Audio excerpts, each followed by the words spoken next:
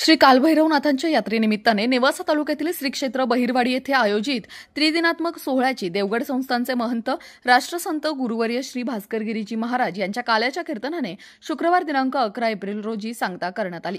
गालबोट न लावता यात्रा उत्सव व दिंडीच्या चालत आलेल्या परंपरा उजळून ठेवण्याचा प्रयत्न करा, त्यांचे पावित्र्य जपा, देवाला आवडेल अशीच भक्ती करण्याचा प्रयत्न करा असे आवाहन गुरुवर्य श्री भास्करगिरीजी महाराज यांनी यावेळी बोलताना केले। यावेळी गुरुवर्य श्री भास्करगिरीजी महाराजांनी प्रवरा नदीच्या मध्यधारेवर असलेल्या श्री कालभैरवनाथांच्या नव्या व जुन्या मूर्तींचे दर्शन घेतले। यावेळी टाळ मृदुंगाचा गजर करत गुरुवर्य बाबाजींचे स्वागत करण्यात आले। यावेळी झालेल्या काल्याच्या कीर्तनात बोलताना श्री भास्करगिरीजी महाराज म्हणाले की श्री कालभैरवनाथांच्या दर्शनाने भाविकाला ऊर्जा व शक्ती प्राप्त होते, त्यामुळे हे जागृत क्षेत्र उज्ज्वल, पवित्र, श्रेष्ठ कसे राहील यासाठी सर्वांनी प्रयत्न करावा, परंपरेचं पालन करत उत्सव साजरे करावेत।